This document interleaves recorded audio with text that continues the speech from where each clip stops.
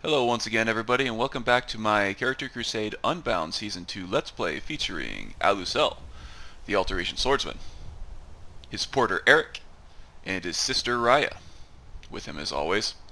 So yeah, this is my episode of Cribs, featuring Alusell's Caranthir Tower, which he's been working very hard on in the last few days. And you might be asking me why I am outside of Riften, or not Riften, Whiterun. And, well, that's because you can see my damn house from here. Look at that. Isn't that cool? Way off in the distance. Caranthir Tower. Enveloped by clouds in the distance. Top of a mountain. Hey guys, that's my house. You guys see that? Man, that's imposing. Even from way out here, it's imposing.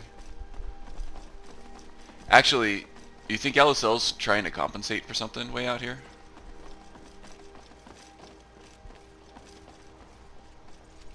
Nah, we're not going to explore that any further. The other reason why I'm way out here and looking at our home from afar instead of taking a tour of it is that, well, I've leveled up quite a bit to level 38, and in the alteration skill tree here I've gotten my alteration up to level 123, which is uncapped to 200. I've taken the home mythal, I don't know how to pronounce it. I've taken this perk which gives certain bonuses that are hard to achieve. But the reason why I really took this perk was to take the next one, Dimension Door, which allows me to transport to the point of my home mythal at will. So the way I'm role-playing this is that in his deep meditations within himself, Alusell, at such a high level of alteration, is not only able to tap into the fabric of his own being, but the fabric of Aetherius itself.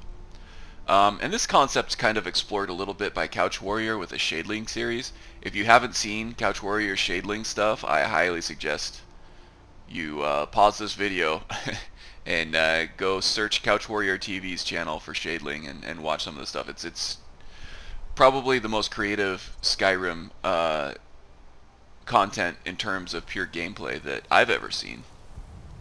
Not to mention the roleplay aspects of it, which are completely amazing. So anyway, Alusell taps into the fabric of Aetherius. He just kind of stumbles on it as maybe like a computer hacker would stumble into National Archives or something like that. I don't know.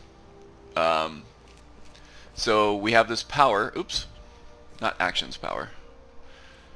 And now I don't remember how to play it all. Okay, and then we have this Dimension Door power that when we cast it, gives us this door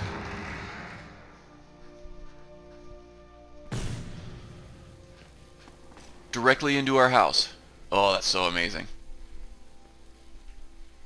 And to expand upon this, I'll continue the tour here pretty soon, but that took no time. It was, I think, 9:47 when we left, and now it's 9:48. It's real time. So in a playthrough like this, where your character has like a daily routine that he's got to get through, Alusell needs his daily exercise. He needs 8 hours of sleep. He needs daily training.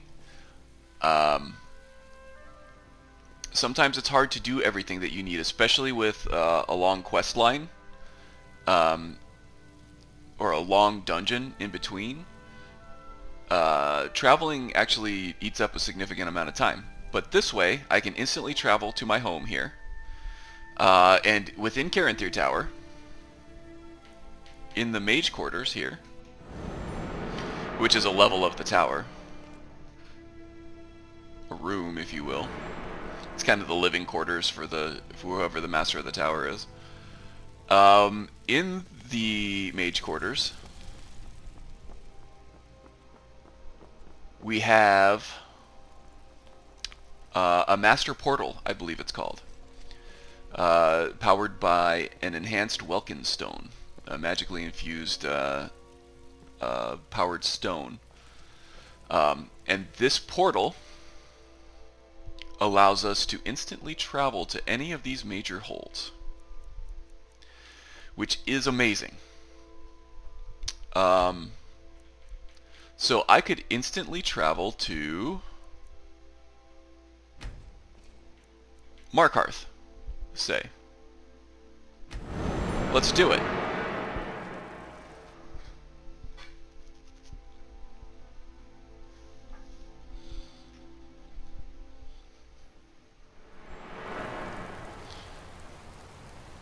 And we're in Markarth, and it's raining, and it's only 10 a.m.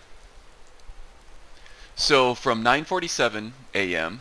to 10 a.m. we went from Whiterun to Caranthir Tower to Markarth. Those damn mages blew up Winterhold.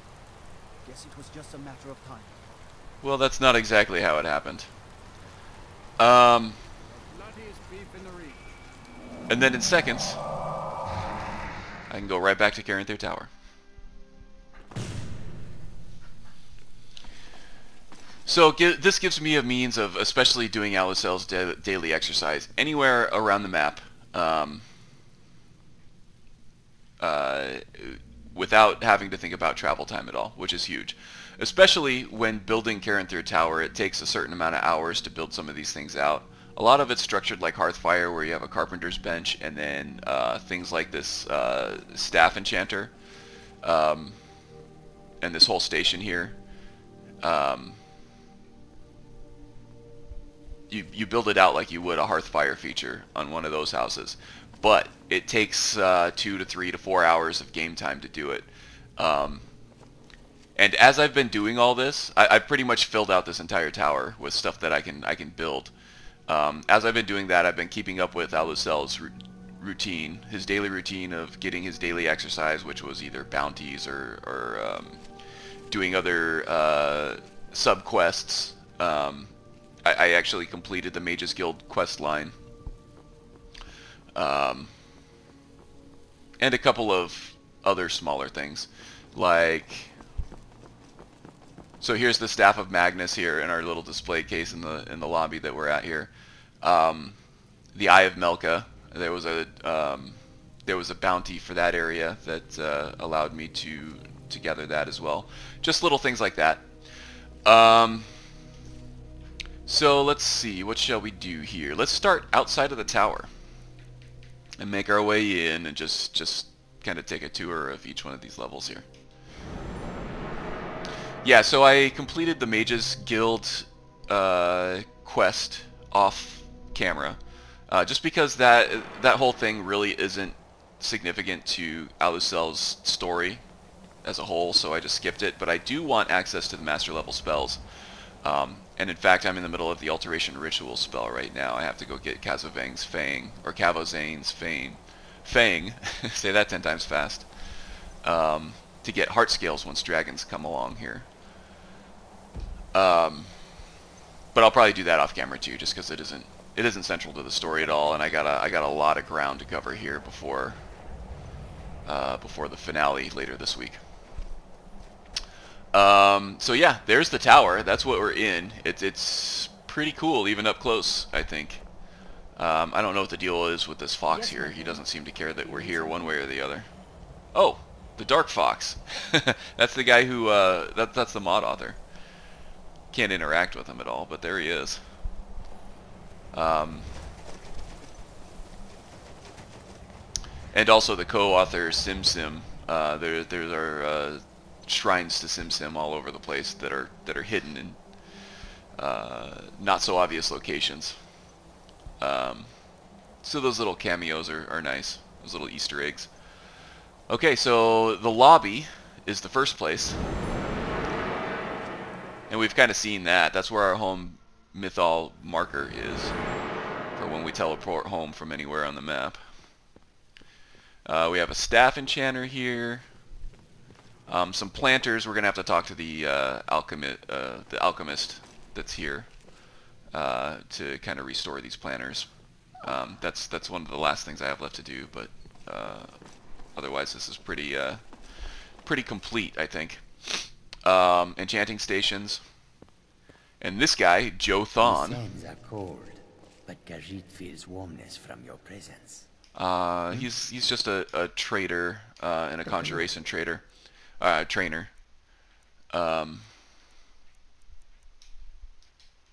right then. Must like Finis Gester at the Mages College.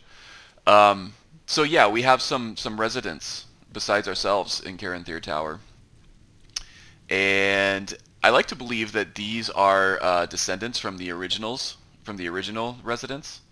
And when Caranthir Tower became reactivated, that ancient order of kind of super couriers that brought us the message from the past from Haldir, they probably dispersed out amongst Tamriel and found these ancestors and told them about Caranthir Tower.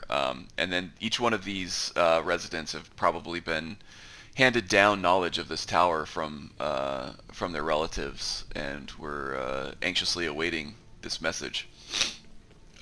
Or even if they were going to get called or not, because nobody really knew when Caranthir was going to pop back up, but here it is. And then we have the Hearthfire trophies. Geez, it took forever to find the materials to craft some of these, especially this guy. This took tons and tons of dwarven components over a long time to be able to craft that thing up.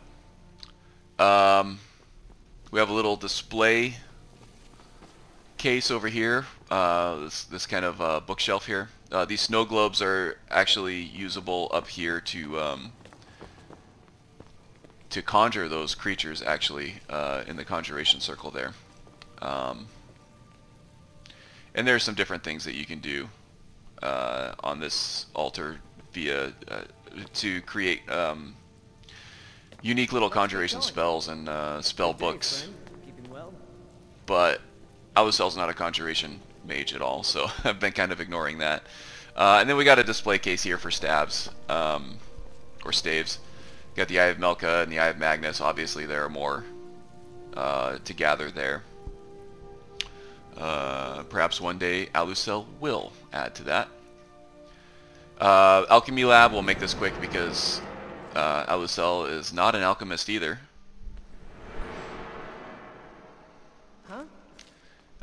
So yeah, there's another alchemist resident there, and she's kind of responsible for restoring these planters. I've gotten a few of them on a couple different levels.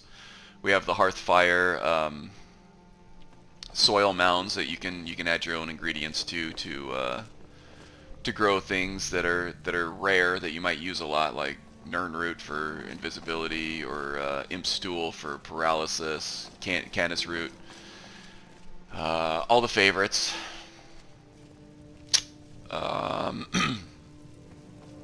Yeah, although excuse me. All this stuff had to be restored via the Hearthfire carpenter station. Took hours and hours to complete. So let's head out to the forge. I feel like I skipped something there that I wasn't supposed to. But anyway, this is where most of the magic happens. You have you got your smelter, your different crafting stations, your tanning rack, workbench for your armor, May your next fight bring you victory, friend. weapon rack where I'm storing Alusell's different katanas that he uses. Oh, and I'll speak about Alusell's kind of physical changes here in a second. But I'm currently using a Nordic Steel katana, and that will join his older two katanas that he's used in the past. Once we move on to Ebony, I think is the next one. And you got cool little doors that you can open and close. Just fun little features there. More weapon racks, and then you can actually display unique shields up here too, but I haven't gotten any of those. And here's the carpenter's workbench. Like I said, I've built all these out, but this is where you build things out like the different crafting stations on each of these different levels. Bookcases, display cases, storage, different things like that. Welkinstone charging station. The Welkinstones are what power the portals and some other things here and there. But mostly, yeah, there's the Welkinstone. It's used to power these portals that teleport you to different levels of the tower. The Forge Master, Sodagh, there, I'm not sure how to pronounce his name, but it's S-O-D-A-G-H, so maybe Sodagh or Sodagh. I don't know. And his best friend Smoke there.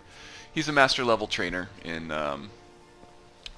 smithing, and he's also a weapons and armor vendor. Until next time. So that's handy. There are also two stations, two forge stations here that you can use to smith stuff up. And the real star of the show here, in my opinion anyway, is that I can read up on smithing and increase my smithing level without having to actually smith. It takes an hour to read up on this, and you can only use these books once per day. But you see there, it actually increased my... it just feels right. Hit the next skill point. It won't always do that. I was at smithing level 70, now I'm at 71. It actually just advances the level. I just had a high enough level progress that training in smithing was enough to increase to another skill point. That's what I was meant to do. Yeah, and when Haldir said that heading to this place would help increase our strength in order to deal with Hevnarak or Vokun, this is what he was talking about. The training that it offered us. And I'll expand upon that very shortly here. So not only can I do that with smithing, but there's a whole library of these skill books for each one of the magic skills. Which is cool. You know how Alusell loves the skill books. So here I can read up on destruction and advance my skill level in destruction. It does take an hour of in-game time, so it's not exactly free. That advancement also led to a skill point. Destruction getting pretty high up there, up to level 80. It just feels right somehow. What's next? Restoration. So let me see if I can find a good example of one of these that doesn't actually... Okay, so restoration skill progress is really low. So let's read up on that.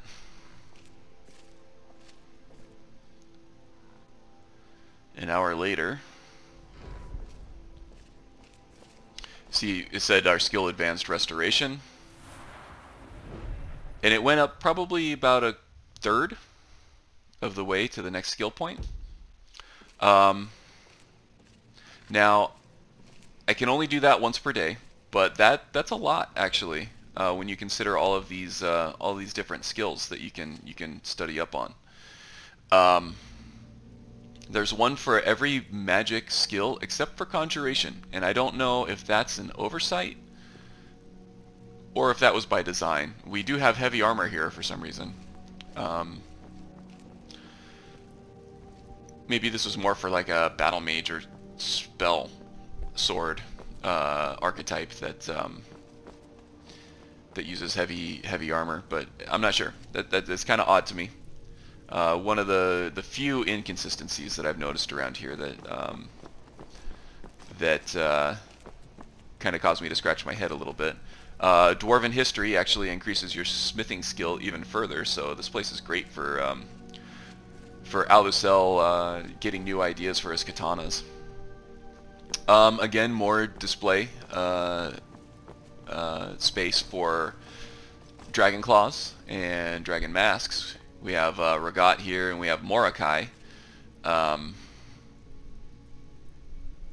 don't remember exactly why I have Morakai. I don't remember. Anyway, that was one of the off-camera things that weren't important to Alusell's story. So, Elder Scrolls display. And I don't know what goes here, but I would imagine there's something for it. Not a whole lot of wasted space here. And then just bookshelves. And I am actually still collecting skill books, but I want to collect full sets before I actually store them. And I want to keep them with me so I know which ones I need and which ones I don't. So I don't actually have a full set to put up yet on any of the skills, although I'm getting close in some of them.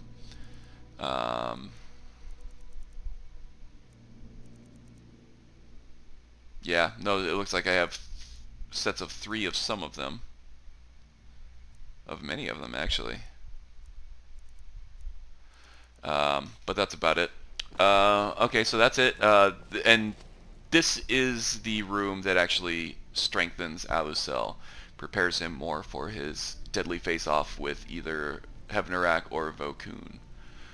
And we did actually get the final episode of the Ghosts of Yore story segment, which was really cool. It was an epic finale. I think I know where I'm going with this. I just have a lot of work to do to get there. So what's next here? The Forge, we've done the lobby, the Forge, the Alchemy Lab. We haven't done the dormitory yet, but I think the natural progression here goes to back to the Mage's Quarters. And like I said, the conjuration, the lack of this conjuration skill book there is one of the few inconsistencies that that is a little bit annoying. The other one is that there's no in the master portal up here. There's a target for every major hold except for Whiterun, which is a big one. And I don't know if that was just missed accidentally, or if there was some reason why they left that out. But I can't think of what that might be. So lots of looks like we got a lighting bug over here. Let's go ahead and quick save and load and see if we can fix that. Otherwise, it's not a huge deal.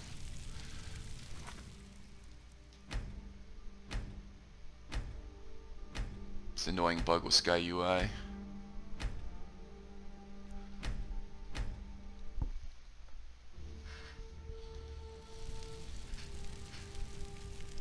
No. So we're gonna use a torch, I guess. Recruitment ledger. This is where we recruit our residents. I'm role-playing it that Alusell isn't actually doing that manually, but that these people are just kind of showing up. And they're all trainers, so he welcomes them all. Kind of an auto-sort chest here. You can put everything that you have in these chests, and it'll kind of filter it out to where it needs to go. I haven't been making too much use for that because I don't know where everything is supposed to go yet. I can put all kinds of important stuff in here, and it will get Cambiate dome windows. Oh, cool. I haven't seen that. That's pretty awesome. It just kind of reflects, it allows you to see what the weather is outside. You see one of the moons out there. Cool. Something I just discovered. I thought it was a switch for auto-sorting. Yeah, I don't know where all the auto-sorted containers are, so I could put something important in there and it gets filtered out to somewhere else in the tower, and I'll never find it. This is kind of cool. You can actually switch out your bed covers.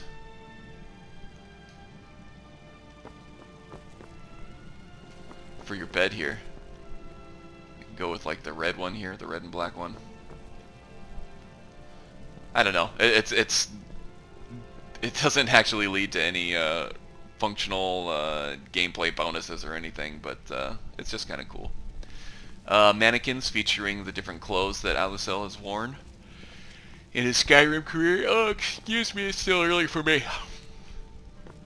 The wife's at a spin class, so taking the opportunity to record while she's not here. Don't tell her. No, it's not a secret. I just don't like recording while she's here because it's distracting for her. Also makes me kind of self-conscious too if I'm in here talking to myself and there's somebody in the other room just like listening to me.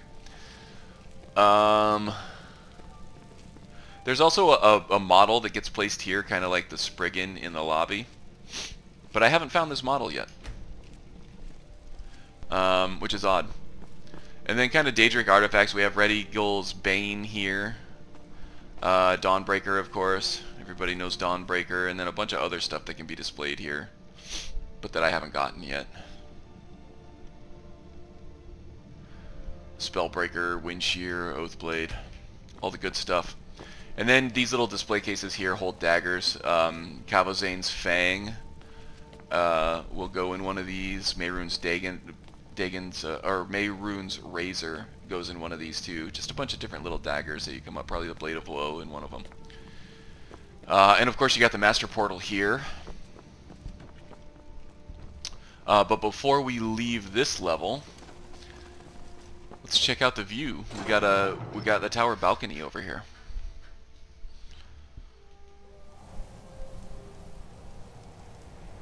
Got a nice view of the Sea of Ghosts, the Azorius Shrine out there, and with Dindalod installed, view's kind of nice. Actually, it looks like there's a shrine over there somewhere.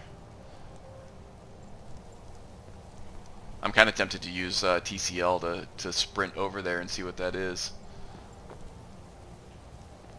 but I won't.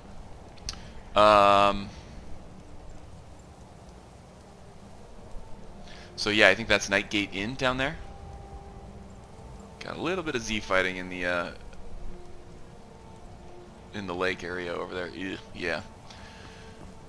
And I think the weather's not really allowing it, but usually if the weather's more clear, you can even see Whiterun from over here.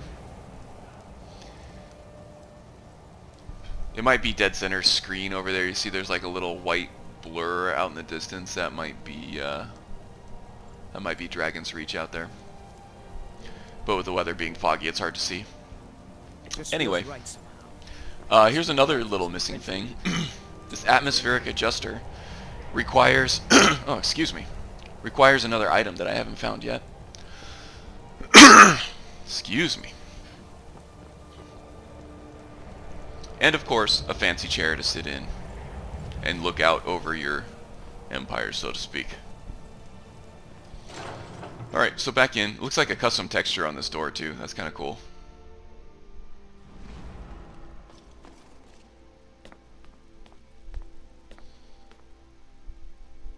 Yeah, some designs there that we haven't seen before. That's cool. Let's see, is there anything else in here worth pointing out? Not that I can think of. Oh, yeah, here's the weapons displayed here. They have kind of some significance. So up here we have the... what was that? The Vosalos 2s? Vosalos 2s. I got that right. I can't believe I got that right. This was the sword that was sitting outside the tower in the last episode. It kind of acts as a key for this entire place. The vault included.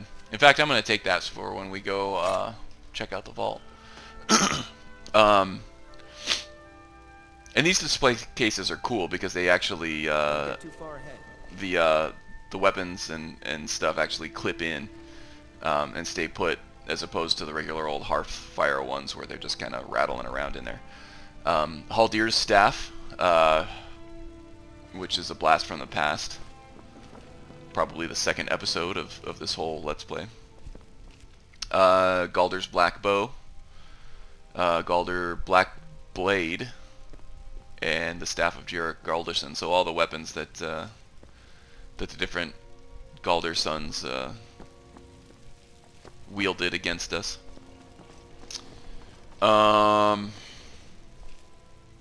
Yeah, I think that's about it. So what's next here? We have the dormitory and the vault. The vault's quick, so let's just go ahead and do that. We grab the Vosalos 2s. So I can show off some of, excuse me, how that works. We got more mannequins down here. And then these fonts of health and magicka, like what we've seen in Oblivion. But they're not working, and I don't know how to get them to work. At least at this point. At first I thought I'd miss farming. So there's still a few secrets to discover in this place. I don't know if I'll actually discover any of them. So there's also a force field that blocks us from going directly from the lift into the vault, and the Vosalos 2s is the key for that. A little less important once you got all the portals up and running and powered with the Welkin stones, but it was pretty necessary at the very beginning when the lift was our only means of transportation between these levels.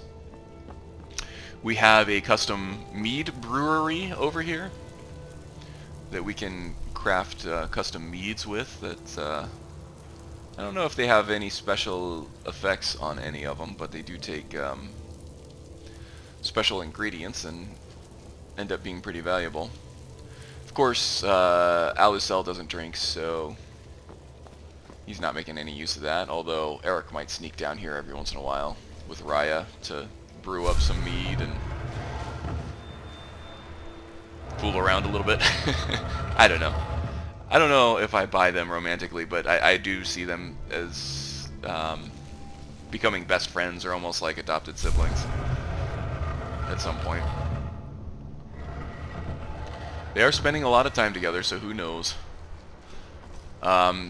Eric actually has been talking about, once he makes enough money in Skyrim, heading down to Hammerfell to see what's going on, and Raya might be a little tour guide for him. She's probably actually, well, she was adopted by Runil at a very young age and brought to Skyrim, so she's probably eager to see it too. They might travel there together. Who knows? More weapon rack or weapon display cases. Gold storage too. Alusell blows through gold very quickly because of his training training routine. He trains every day. Now that he's up at a higher level, it's harder to get cheap training.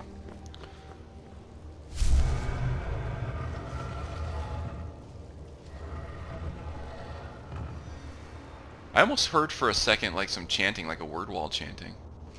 I wonder if there's a word wall in here somewhere. Have I not unlocked that yet? Maybe I'm just going crazy. Anyway, this is the bed that I slept in during the whole time before I got a bed actually built in the mage's quarters. It took a while for the bed option to be unlocked in the mage's quarter through the carpenter's workshop, actually. I don't know why. But yeah, so I slept here for a long time. And of course getting his nightly sleep is important to Alusell, being a Vancian mage. So we'll grab that. That enables that force field there again. Let's see. And the dormitory. This is where all our residents sleep and eat.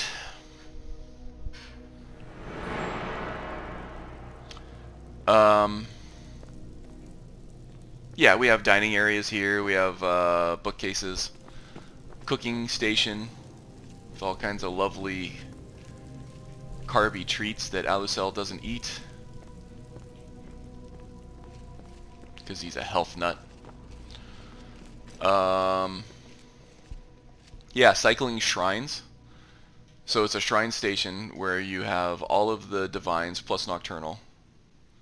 It would be kind of cool, I think, if there were some of the shrines from the Dragonborn DLC.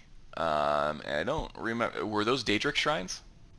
That they worked like the shrines to the Divine Pantheon, but they were all Daedric.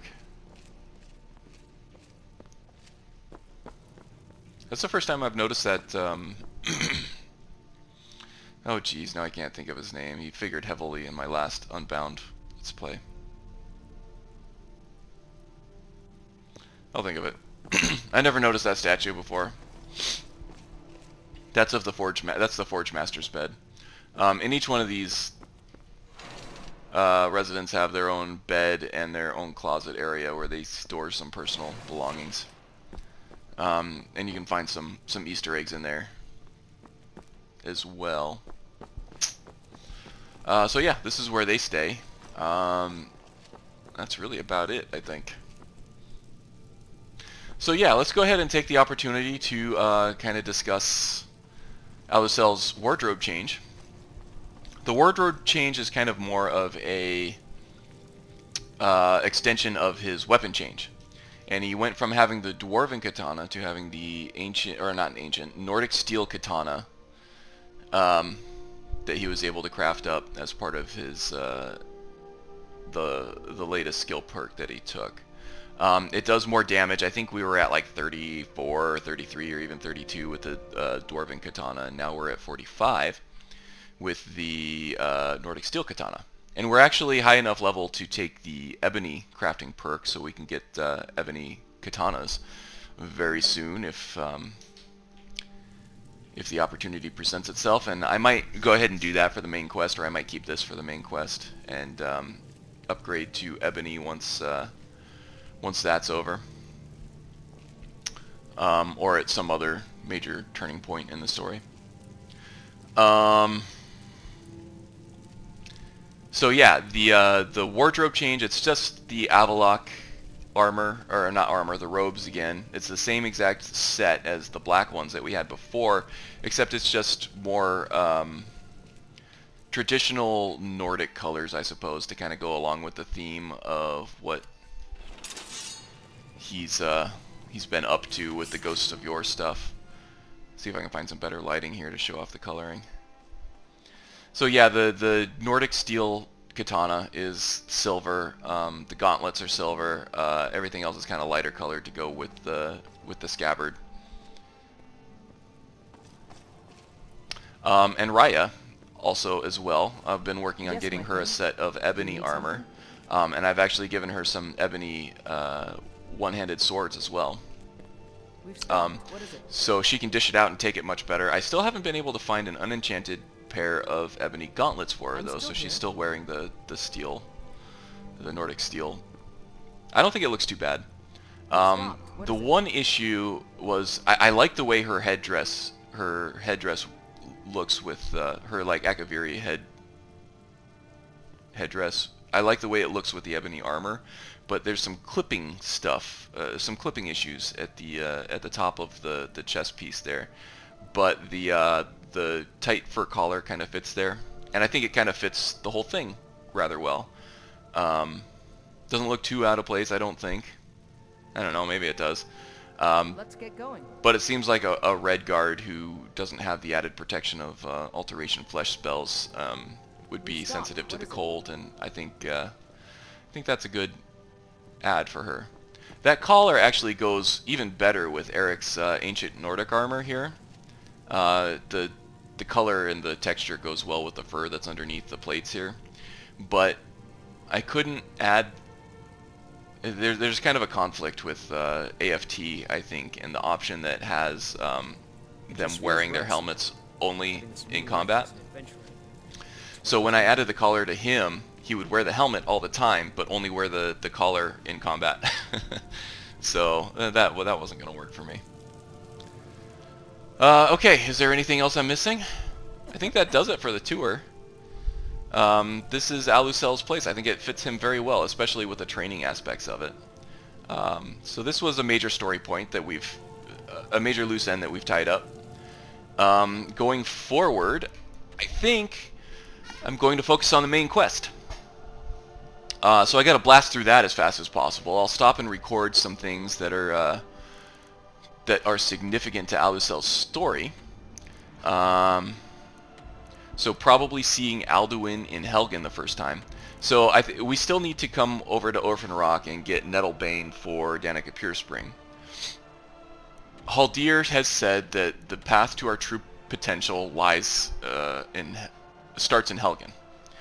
So that's a little cryptic. Alusell wants to see what Haldir could possibly want us to find in Helgen.